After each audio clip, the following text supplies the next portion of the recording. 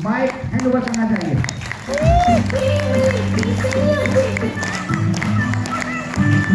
तू थोड़ी flower photo उसके कमर तेरी लेफ्ट राइट हाल है, कमर तेरी लेफ्ट राइट हाल है, कमर तेरी लेफ्ट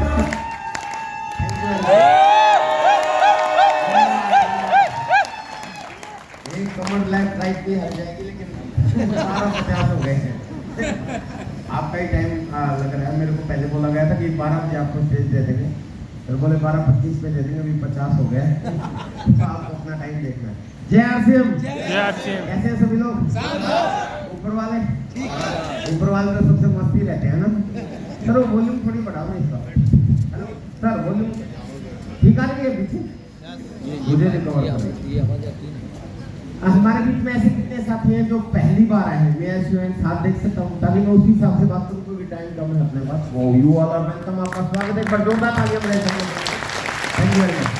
बहुत सारे साथी आज नए हैं हमारे बीच में। मैं अपना शॉर्ट में परिचय दूंगा, थोड़ा सा फास्ट चलूंगा आज में, क्योंकि टाइम कम है और मेरी आदत है मैं 2-2.5 घंटे बोलता हूँ, और अभी मेरे को 1 ही घंटा दिया गया है। तो थोड़ा फास्ट चलूंगा, तो आपका कंसंट्रेशन भी हाई रहना चाहिए। रहेगा?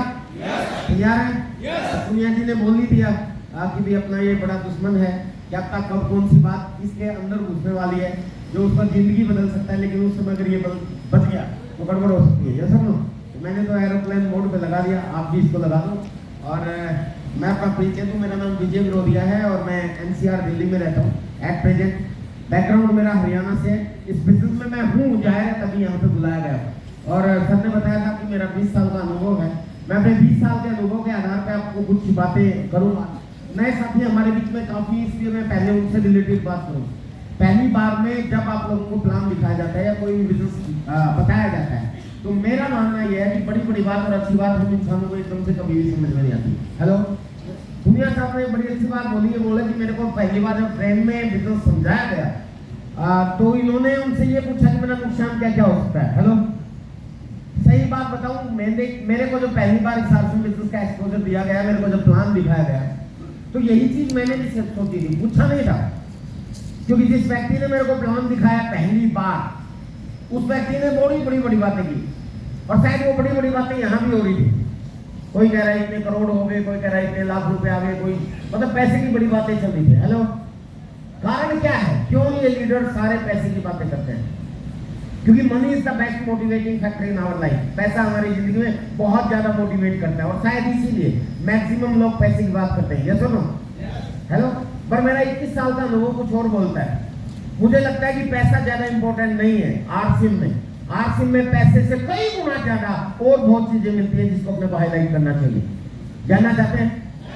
हालांकि ठीक है, पैसा आपको प्रभावित करता है। बहुत से लोग मेरे से भी पूछते हैं कि विजय सर आपकी बड़ी इनकम अभी क्या बोलते हैं, दुनिया साहब ने बोला कि हर महीने ये बाइक खरीद सकते हैं। मैं तो हर महीने कार भी खरीद सकता हूँ। लेकिन सीधी सी बात है, मैं हर महीने कार भी खरीदूं तो आपको कुछ देने वाला नहीं हूँ। ये सुनो, हेलो, समझ रहे? तो आपके करने से आपका होगा। ये सुनो, करोगे तो होगा, नहीं करोगे तो भाई ऐसे ही चलता रहेगा। यस, आज मैं आपको सारी चीज क्लियर करने वाला हूँ अपने 20 साल के अनुभव के आधार पे। पर अगर मैं बड़ी बड़ी बातें आपको करूँ कि भी आपको इतने करोड़पति बन जाओगे, अरबपति बन जाओगे, बड़ी बड़ी गाड़ियां आपके घर में आ जाएंगी, वो सारी चीज सच होंगी वैसे, लेकिन मेरा मानना है कि वो बहुत से लोगों के ऊपर से चली जाएंगी, क्योंकि मेरा खुद का अनुभव ऐसा है। और आदमी अपने अनुभव के आधार पर ही बात करता है। ये सुनो, मुझे याद है जब मैं रॉयल्टी श्योर था, एक बार ट्रेन में मैं किसी को प्लान दिखा रहा था, एक बंदे को, और उस बंदे को जब मैं प्लान दिखा रहा था तो उसने पूछा कि आपका कितना आता है? तो मैंने कहा भैया सर मेरा 20-25 हजार के आसपास आ जाता। अच्छा, 20-25 हजार कपड़े पहनने से उल्लू बना रहा है। उसको 20-25 हजार ही समझ में नहीं आया कि 20-25 हजार समझ में आ सकते हैं क्या? हेलो, तो बड़ा अजीब लगता है। कंट्रोल।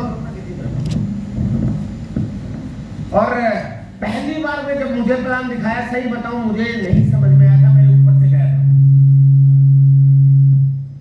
मैं आपको थोड़ा सा बताता हूं, आपके बीच में मार्केटिंग प्लान हुआ होगा? हुआ था? मैं आपको अभी पैसे के बारे में ज्यादा कुछ नहीं बताऊंगा, बाद में बताऊंगा, क्योंकि मेरा मानना है कि बड़ी बड़ी बात और अच्छी बात हम इंसानों को एकदम से कभी भी समझ में नहीं आती। हाँ, छोटी छोटी बात आसानी से समझ में आ जाती है। हेलो, तो हम शुरुआत छोटी बातों से करेंगे, क्योंकि वो छोटी चीज समझ में आ गई तो बड़ी चीज भी समझ में आ जाएगी। तैयार हैं? तैयार हैं? यस। तो मेरे को पहली बार 8 फरवरी सन 2001 को प्लान दिखाया गया था आरसीएम का। क्या दिखाया गया था मोटा मोटा बताऊंगा, प्लान भी दिखाने वाला था आप लोगों को। ये हमिंग भी इसमें ज्यादा होगी। हेलो, हाँ आप ठीक है। अब थोड़ा सा कम कर दें सब, बस डेमो दिखाने वाला हूँ, लगा था प्लान आपको नहीं दिखाने वाला, पर इसको समझना कि मुझे क्या समझ में आया था। सब मत कम करो, कौन करेगा इसको कम करो? ऊपर वाले कहाँ पे बैठे हैं? ध्यान रखना सर, थोड़ा सा इको हो रहा है। देखो, मुझे प्लान दिखाया गया कि मैन्युफैक्चर होता है और एक कंज्यूमर होता है, और हम सब लोग ग्राहक दुकानों पे जाके सामान लेते हैं। ये सब ये तो सबको पता है, आपको भी पता है, मुझे भी पता है। हर आदमी अपनी जरूरत का सामान हमेशा रिटेलर से लेके आता है। ये बनाता नहीं किसी सेमी होलसेलर स्टॉकिस्ट एजेंट वगैरह वगैरह। कोई भी चीज हमारे पास आती है तो इस चैनल के माध्यम से आती है। यस और नो, सबको पता है, तो ये समझाने की कोई जरूरत है, मुझे भी पता है। और इस हाल में बैठे हुए सारे लोग और इस हाल से जो बाहर बेहाल है वो भी जानते हैं कि हाँ, खरीदारी करने का ये तरीका है। बट आज मेरे 21 साल के अनुभव के बाद मैं बोलता हूँ ये तरीका गलत है। इसको मैं WCM बोलता हूँ। क्या बोलता हूँ? WCM, wrong concept of marketing. खरीदारी करने का गलत तरीका। अब ये गलत क्यों है? मुझे प्लान दिखाया कि ये गलत इसलिए है कि कोई भी चीज हम यहाँ से चलती है 10 की तो यहाँ 20 की पहुंचती है, यानी कि 50% पैसा हमारी मेहनत का इन बिचौलियों के पास जाता है। इसलिए ये गलत है। और इसको अगर बीच में से हटा दे, डायरेक्ट अगर आप लेने लग जाओ तो ये 50% पैसा आपके पास वापस आ जाएगा। इसलिए ये RCM है, राइट कॉन्सेप्ट ऑफ मार्केटिंग, खरीदारी का सही तरीका। आपको तो अच्छा लगा, आपने ताली बजाई, पर सच बताऊं मेरे को बड़ा गुस्सा आया था ये बात सुनते ही। मैंने कहा यार, ये पैसे लेके जाते, सेवाएं देते हुए बेचारे, इनको भी तो अपने बच्चे पालने हैं। भाई डायरेक्ट जुड़ जाओगे 50% पैसा वापस आ जाएगा क्या? इसलिए राइट कॉन्सेप्ट ऑफ मार्केटिंग। और ये पैसा आपको अमीर बना देगा, आपके घरों में गाड़ियां पहुंचा देगा, आपको करोड़पति बना देगा, अरबपति बना देगा, क्योंकि यही आपका पैसा इन लोगों को करोड़पति अरबपति बनाता है।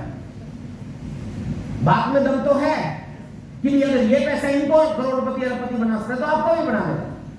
पर बड़ी बड़ी बातें और अच्छी बातें हम इंसानों को एकदम से समझ में नहीं आती, और मैं भी इंसान हूं, मुझे कैसे समझ में आ सकती है?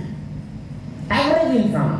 हाँ, बड़ी बड़ी बात और अच्छी बात कुछ लोगों को जरूर समझ में आती है। हेलो, तो वो कुछ लोग मिलके बहुत ज्यादा लोगों को समझाते हैं। ये ह्यूमन नेचर है, समझ में इसको।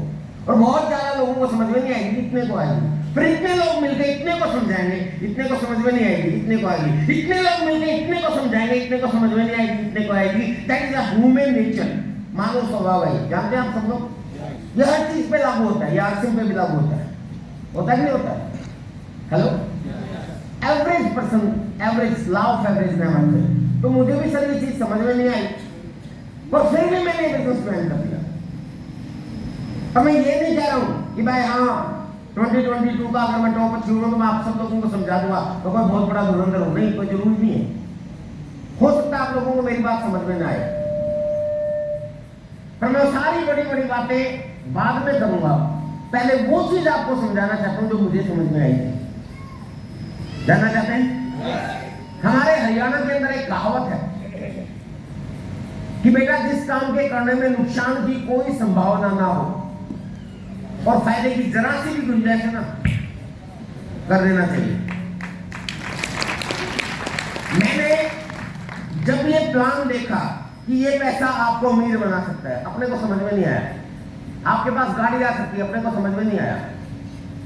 उसी समय मेरे दिमाग में एक बात आई। उस समय मैंने किताब पढ़ी थी बहुत पहले, जब मैं पढ़ता था, डेल कार्नेगी। उस किताब के अंदर एक सेंटेंस था, if you worry about something assist ultimate loss first and don't compromise with that. इसका मतलब ये है कि यदि आप किसी काम को लेकर चिंतित, परेशान या दुखी हैं तो उस काम में आपका नुकसान क्या हो सकता है, ये सोच लो, आपकी चिंता दूर हो जाएगी। जैसा पुनिया जी ने पूछा कि पहले ये बता नुकसान क्या हो सकता है। हेलो, तो मैंने अपने आप से यही सवाल किया कि ये आदमी कह रहा कि ये पैसा आएगा, अगर मैं इसके प्लान पे भरोसा करके ज्वाइन कर ली तो मेरा नुकसान क्या हो सकता है?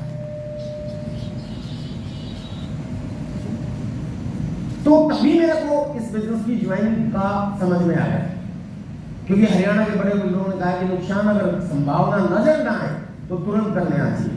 आपको किसी को नुकसान समझ में आता है? हमारे बीच में ऐसा कोई साथी है जो जिसने आरसीएम ज्वाइन नहीं किया अभी तक और हॉल में बैठा है कोई? इधर बोली है कोई भी एक व्यक्ति आएगा आप में से, प्लीज एक बात, जल्दी आ रहे हैं क्योंकि टाइम कम है। कोई भी एक व्यक्ति, शर्माओ मत यार, मैं करंट नहीं मारता, चिंता मत करो। कितने सर? कोई भी एक व्यक्ति। वेलकम सर, एक बार जोरदार तालियां बजाएं। Thank you very much, welcome welcome welcome. देखिए, पहले एक बात, प्लान का मोटा एक्सपोजर मिलना आपको बहुत जरूरी है। कि अरे यार इसको कंट्रोल करो ना, काफी देर हो गई। ऊपर वालों को बताओ एक बात, कौन से ऊपर वाले इको कर रहे हैं? ये जो भाई साहब है ना सर, आरसीएम का कोई भी व्यक्ति, चाहे वो अजीत जी हो, चाहे वो पुनिया साहब हो, चाहे कोई और साहब हो, चाहे वो विजय रोजिया साहब हो, वो यहाँ आएगा आरसीएम के बारे में पॉजिटिवली बोलेगा।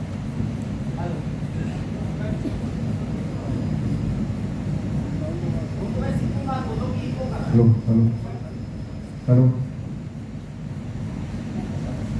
हेलो हेलो,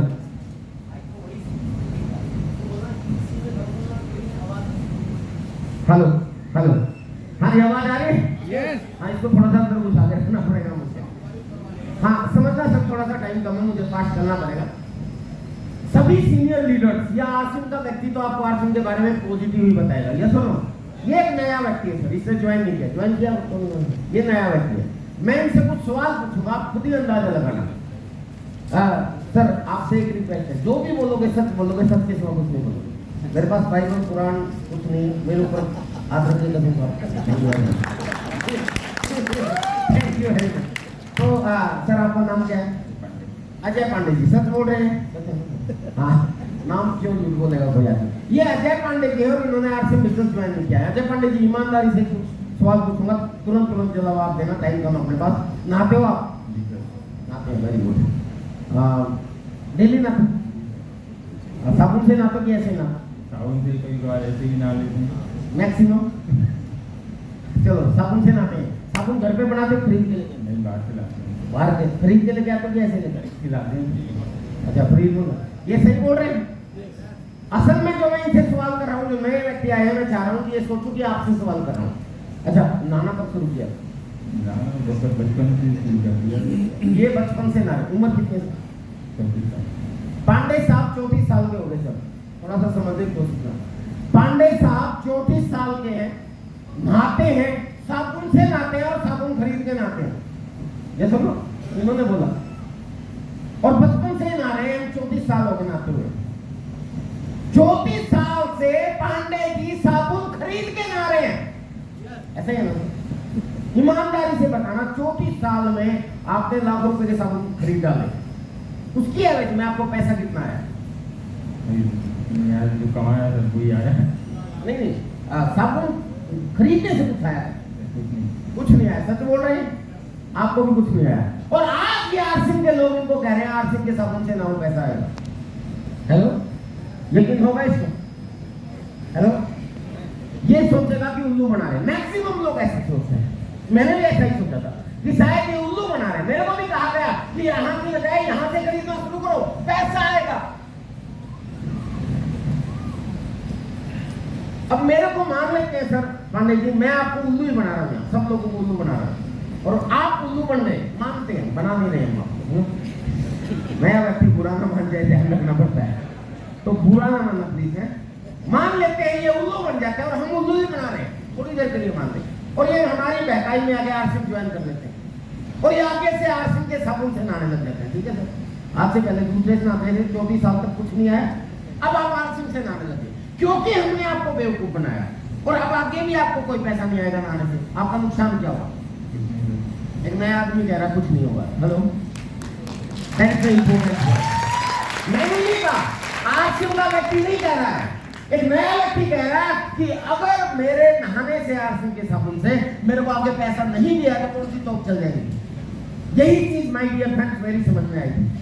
मैं अगर आपको बताता शायद आपको लगता कि आरसीएम वाले तो बोलते हैं, एक नया व्यक्ति बोल रहा है।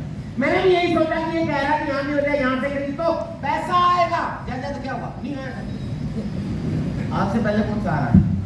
हेलो, जा ही रहा था यार। देखना भाई साहब, ये नाम लिखा रहा, मैं नहीं लिखा रहा हूँ। और आपको क्या लगता है सर, पांडे जी सिर्फ साबुन ही खरीदते हैं? हेलो, 34 साल में पांडे जी ने सिर्फ साबुन ही खरीदा है, शैम्पू भी खरीदा है, तेल भी खरीदा है, शेविंग क्रीम भी की, हाँ सब खरीदते हैं, खुद ही बता रहे हैं। शेविंग क्रीम भी खरीदते हैं, लोशन भी खरीदते हैं, शेविंग ब्रश भी खरीदते हैं, रेजर भी खरीदते हैं, डीओ भी खरीदते हैं, क्रीम पाउडर लिपस्टिक भी, मतलब पत्नी के लिए हेलो खरीदते हैं। ये जो शर्ट पहने हुए ये भी खरीदी है इन्होंने, ये जो बनियान पहने इसके अंदर ये भी खरीदी है इन्होंने। ये सुनो, हल्दी नमक मिर्च मसाला आटा तेल दाल सब कुछ ये खरीदते हैं। ये सुनो, ये पैंट भी इन्होंने खरीदी है, जूते भी खरीदे हैं, ये जो जुराब पहने हुए ये भी खरीदी है, ये जो बेल्ट पहनी हुई है ये भी खरीदी है, और ये जो अंडरवियर अच्छा हाँ पहना ये भी खरीदा है। और ये टोटल गुड मॉर्निंग से लेके गुड नाइट तक, रसोई से लेके बाथरूम तक, ऊपर से लेके नीचे तक और अंदर से लेके बाहर तक, ये जितने भी आइटम इन्होंने 34 साल में खरीदे ना, करोड़ों रुपए के खरीदा ले, चवन्नी नहीं आई। अगर 34 साल पहले आरसीएम से खरीदना शुरू कर देते तो करोड़पति तो वैसे ही हो जाते। इंपॉर्टेंट चीज सर, ये एक छोटी सी चीज अपने को समझ में आई थी और मैंने ये बिजनेस ज्वाइन कर लिया। कोई समझा नहीं था कि पैसा बहुत ज्यादा आएगा, मेरे को करोड़पति बना देगा, बट यूनिवर्सल रूल आरसीएम में अगर आओगे तो पैसा आएगा, दुनिया की कोई ताकत नहीं रोक। सिंपल सी बात। विजय मल्होत्रा दावा करता है पूरे हिंदुस्तान के अंदर अगर कोई आदमी आरसीएम में आ गया और ये कहे कि मेरा पैसा नहीं, ऐसा कोई इम्पॉसिबल हो ही नहीं सकता। अगर उसने सिर्फ ज्वाइन भी किया है हेलो और उसकी आईडी ओके होगी तो ऐसा हो ही नहीं सकता, उसके अकाउंट में जरूर पैसा गया। जानते ना, ये इस बिजनेस की खूबसूरती है सर। लेकिन सिर्फ पैसा आपको प्रभावित करे इसलिए बताया जाता है। मेरे को 20 साल 21 साल हो गए सर इस बिजनेस में। मेरा बैकग्राउंड अगर मैं आपको बताऊं तो आप जितने लोग यहाँ पे बैठे हैं आप में से जो आदमी अपने आपको सबसे ज्यादा गरीब समझता हूँ, उससे भी ज्यादा गरीब परिवार से मुझे कोई गुरेज नहीं है बताते हुए, मैं एक मजदूर का बच्चा हूँ। मुझे गर्व है मैं एक मेहनत कश बाप का बेटा हूँ। मेरे पापा जी मजदूरी करते थे और मेरे दादाजी मजदूरी करते थे। मेरे दादाजी किसी और के खेत में खेती करते थे, हमारा कोई खेत नहीं था, कोई घर नहीं था, हमारा कोई जमीन नहीं थी। बचपन में जब मैंने होश संभाला मैंने देखा मैं किसी और के घर में रहता हूँ, हमारा खुद का घर नहीं था। किसी और की भैंस का दूध हमारे घर में आता था, किसी और के खेत से सब्जियां आती थी हमारे घर में। साइकिल मैंने जब चलाना सीखा तो किसी और का साइकिल चलाना सीखा, हमारे घर में साइकिल नहीं था। ये पोजीशन थी सर हमारे घर की। 5वीं क्लास में रद्दी अखबार के लिफाफे बना के बेचा करता मैं। 8वीं क्लास में अखबार बांटने के लिए एक साइकिल खरीदना पड़ा था, मुझे किस्तों में खरीदा था वो भी, क्योंकि अखबार की नौकरी नहीं मिल रही थी। वो बोले कि पहले साइकिल खरीद के लेके आओ, और पापा जी साइकिल दिलाने के लिए तैयार नहीं थे, ये हमारे पास इतना पैसा नहीं। मैंने कहा मैं कमाई करने के लिए नहीं रहा हूँ, किस्त मैं भरूंगा, आप दिलाओ। 11वीं क्लास में कराटे का अच्छा खिलाड़ी बन गया, कराटे कोच बन गया। मैं जिस स्कूल में पढ़ता था बच्चों को कराटे सिखाना शुरू कर दिया। कॉलेज में गया, वहां बच्चों को कराटे सिखाता था। इंजीनियरिंग करने के लिए दिल्ली गया 3 साल। हर रोज शाम को लोधी गार्डन में मैं कराटे सिखाता था। हर रोज सुबह 14 किलोमीटर दूर संगम बिहार उसी साइकिल पे जो मेरा अखबार बांटने के लिए मैंने 8वीं क्लास में खरीदा था, उसमें मैं कराटे सिखाने के लिए जाता था। मेरी पढ़ाई कंप्लीट हुई और विजय मल्होत्रा इंजीनियर बन गया। मेरी बड़ी क्रूशियल लाइफ रही है। और फास्ट मैंने बताया, आपने भी अपनी जिंदगी में ऐसी पढ़ाई लिखाई पूरी की है, या सुनो। लेकिन पढ़ाई लिखाई करने के बाद करते क्या हो आप? क्यों करते हो पढ़ाई लिखाई? कि आदमी एक अच्छा इंसान बन जाए, या अच्छा कमाने वाला बन जाए और अपनी जीविका अच्छी जो कमा ले। ये सुनो, मैक्सिमम लोगों की जो मेंटेलिटी है ना वो यही है कि पढ़ लिख लो और अच्छी नौकरी मिल जाएगी। ये सुनो, मैं भी इसी एजुकेशन सिस्टम का प्रोडक्ट हूँ। मैंने भी नौकरी की खूब तलाश की। क्या पढ़ाई लिखाई कंप्लीट करने के बाद नौकरी मिल जाती है? नहीं मिलती, लेकिन हम तलाश करते हैं।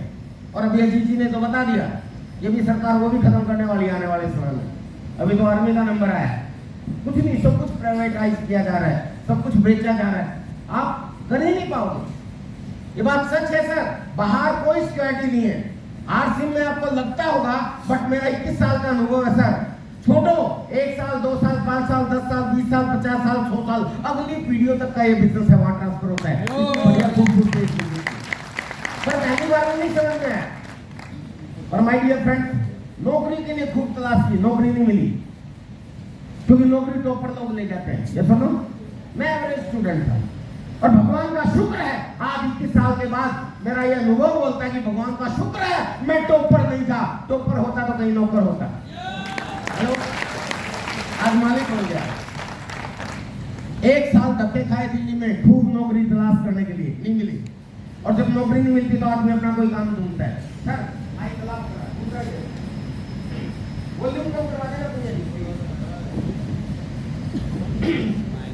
तो माय डियर फ्रेंड्स, मैं आपको बता रहा हूं 1 साल धक्के खाए बहुत की नौकरी मिल जाए नहीं मिली। और मिलने के बाद उसके बाद आदमी क्या करता है, अपना कोई काम शुरू करता है। या तो ऐसा ऑडिटोरियम बनाएगा या बहुत बड़ा होटल खोलेगा या कोई शॉपिंग मॉल खोलेगा या कोई पेट्रोल पंप लगाएगा या दुकान खोलेगा या रेडी लगाएगा, depending upon the size of his family pocket. यानी कि उसके परिवार का हिसाब किताब कितना है उसी हिसाब से वो अपना काम करता है। ये सुनो, हेलो, हेलो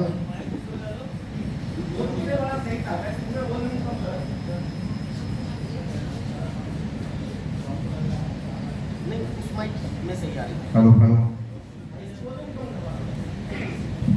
हेलो, हाँ अब ठीक है। वो जोर ज्यादा लग रहा है ना सर, इसमें ठीक आ रहा है। अब ठीक है sir, control. Yes, thank you Punia ji. एक बार जोरदार तालियां बजाएं। तो माय डियर फ्रेंड्स, मैं अपनी स्टोरी बता रहा था तो आपको, ताकि आप रिलेट कर सकें। बैकग्राउंड कुछ भी नहीं था मेरा, इसलिए मैं कोई पेट्रोल पंप नहीं लगा सकता था, बहुत बड़ा होटल नहीं खोल सकता था, रेडी में लगाना नहीं चाहता था। पापा की सारी की उम्र भर की कमाई 2 लाख रुपए इकट्ठी की थी उन्होंने, वो मैंने लगा दिए। 2 लाख रुपए कर्ज दिया, वो लगा दिए और एक पार्टनर ढूंढा। फिर भी एक पार्टनर की जरूरत थी और मैंने कंप्यूटर का सेंटर खोल दिया और एक कराटे का मेरा हुनर था, कराटे का सेंटर खोल दिया। सुबह 5 बजे मुझे रोजिया बच्चों को कराटे सिखाने के लिए जाता था और रात के 8 बजे तक बच्चों को कंप्यूटर सिखाता था। ये मेरी 8 साल से पहले की लाइफ है। आपको भी ऐसे कुछ न कुछ लाइफ चल रही होगी। बहुत से लोग बहाना बनाते हैं कि हमारे पास टाइम नहीं है। आप में से बहुत से लोग हैं ऐसे जो नौकरी करते हैं सुबह 8 से लेकर रात के 8 बजे तक। मैं तो सुबह 5 बजे बिजी हो जाता था, तो टाइम तो मेरे को आपसे भी कम था मेरे पास। सुबह 5 बजे उठ के मुझे बच्चों को कराटे सिखाने के लिए जाना ही होता था। कोई सरकारी नौकरी नहीं थी मेरी कि ना जाऊंगा तो मेरी तनख्वाह नहीं आएगी। अगर मैं नहीं जाता तो मेरे बच्चे मेरे को छोड़ के भाग जाते। इनकम नहीं आती, बच्चे मतलब जिनको मैं कराटे सिखाता था। और उसके बाद 8 बजे से रात के 8 बजे तक कंप्यूटर सेंटर में बैठना होता था। अगर उनके पास नहीं बैठता वो मेरे को छोड़ के भाग जाते। इनकम कहाँ से आती? कुल मिला के सब खूब मेहनत की मैंने, और अच्छी मेहनत करने का नतीजा था कि मैं एक अच्छा कराटे कोच और एक अच्छा कंप्यूटर टीचर साबित हुआ और मेरा काम धंधा ठीक ठाक चलने लगा। 6 से लेकर 10,000 के बीच में आमदनी आने लगी। सन 2000 में अच्छी इनकम होती थी उस जमाने में। 6 से 10,000 में गुजारा चल जाता था। वाहन के रूप में मेरे पास एक साइकिल था जो मैंने 8वीं क्लास में खरीदा था अखबार बांटने के लिए। और जब बंदा सेट हो जाता है तो परिवार वाले उसका हाथ पीले कर देते हैं। क्या हाथ पीले करते हैं, पैर पीले करते हैं, क्या जो भी आपको समझे। मेरा भी काम तमाम हो गया, है ना। मेरा भी काम कर दिया कि हाँ बच्चा अपने पैरों पे खड़ा होगा, चलो जी निपटा देते हैं। लेकिन उसके बाद पता चलता है जब खर्चे और ज्यादा बढ़ जाते हैं। ये सुन, फिर लिस्ट आने लग जाती है, इतने किलो नमक, इतने किलो दाल, इतने किलो आटा, इतने किलो लिपस्टिक। हेलो, समझ रहे हैं। तो फिर लगा कि हाँ इनकम कम है और बढ़ानी चाहिए। सोचने लगा, बहुत मेहनत की, एक कंप्यूटर और बढ़ाया, कंप्यूटर टीचर भी लगाया, बहुत कोशिश की, लेकिन सर 15,000 20,000 से ऊपर इनकम नहीं गई। 8 फरवरी सन 2000 को ये प्लान दिखाया गया मुझे कि ये बिजनेस है जो आपकी जिंदगी बदल सकता है। मैंने कहा बिजनेस नहीं कर सकता, बिजनेस में तो पैसा लगता है, पैसा है ही नहीं।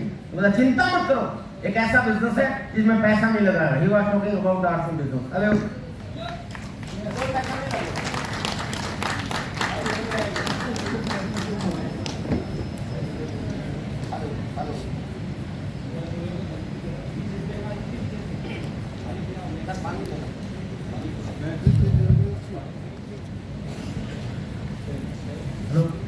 हेलो हेलो, ये तो दबा के देख लिया था मैंने। Thank you very much.